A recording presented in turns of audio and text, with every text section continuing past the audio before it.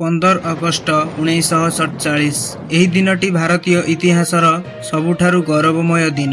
କିନ୍ତୁ ଏହି ସ୍ୱାଧୀନତାର ପଛରେ ଲୁଚି ରହିଛି ଅନେକ ବର୍ଷର ସଂଘର୍ଷ, ଅସଂଖ୍ୟ ବଳିଦାନ ଏବଂ ଏକତାର ଅଦମ୍ୟ ଶକ୍ତି।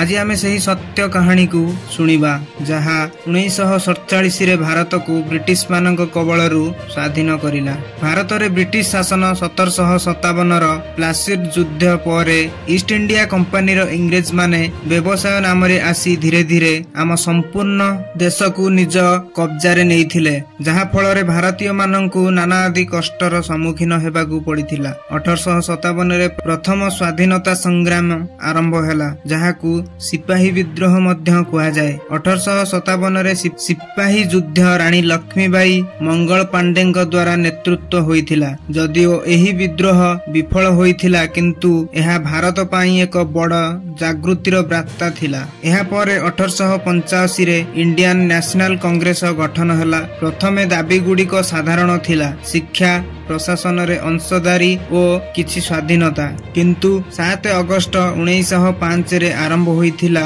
ଏହି ଆନ୍ଦୋଳନ।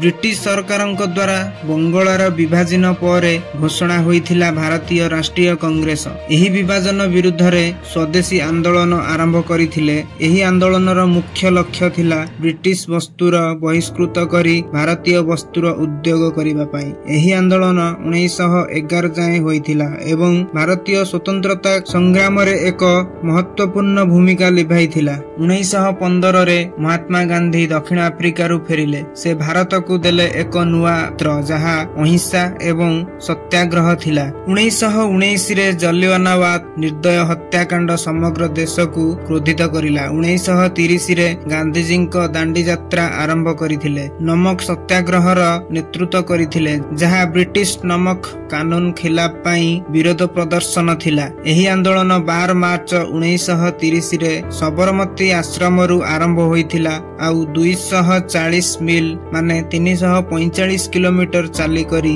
6 ଅପ୍ରେଲକୁ ଦାଣ୍ଡିରେ ପହଞ୍ଚିଥିଲେ, ଯେଉଁଠି ଗାନ୍ଧୀଜୀ ସମୁଦ୍ରର ପାଣିରୁ ନମକ ତିଆରି କରି ନମକ କାନୁନ ଭାଙ୍ଗିଥିଲେ।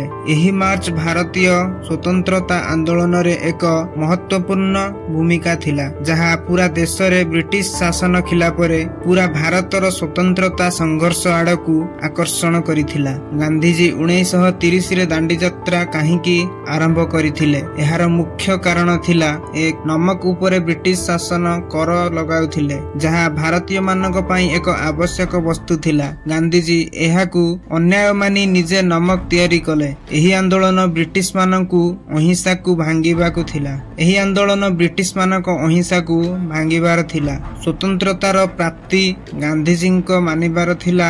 ଦାଣ୍ଡି ଯାତ୍ରା ଭାରତକୁ ସ୍ୱତନ୍ତ୍ରତା ପ୍ରାପ୍ତ କରିବା ପାଇଁ ସାହାଯ୍ୟ କରିବ।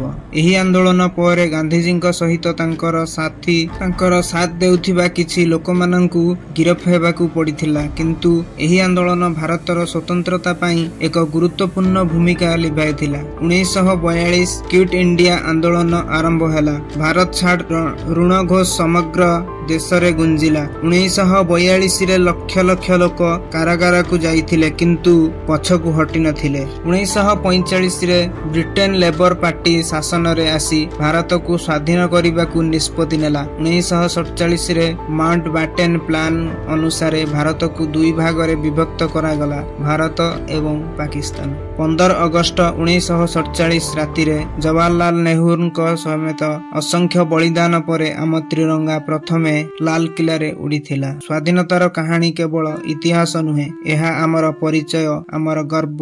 ଆଜି ସେହି ସହସ୍ର ବୀରଙ୍କୁ ଆମେ ସ୍ମରଣ କରୁଛୁ, ଯାହାଙ୍କ ରକ୍ତ, ପରିଶ୍ରମ ଓ ସ୍ୱପ୍ନ ଆମକୁ ସ୍ୱାଧୀନ କରିଲା। ଭିଡିଓଟି ପ୍ରଥମରୁ ଶେଷ ପର୍ଯ୍ୟନ୍ତ ଦେଖିଥିବାରୁ ଆପଣଙ୍କୁ ଅଶେଷ ଧନ୍ୟବାଦ। ଭିଡିଓଟି ଭଲ ଲାଗିଲେ ଭିଡିଓକୁ ଏକ ଲାଇକ୍ କରନ୍ତୁ ଏବଂ ଚ୍ୟାନେଲକୁ ନୂଆ ଆସିଥିଲେ ଚ୍ୟାନେଲକୁ ଏକ ସବସ୍କ୍ରାଇବ କରନ୍ତୁ ଏବଂ କମେଣ୍ଟରେ ଲେଖନ୍ତୁ ବନ୍ଦେ ଉତ୍କଳ ଜନନୀ। ରହୁଛି, ନମସ୍କାର।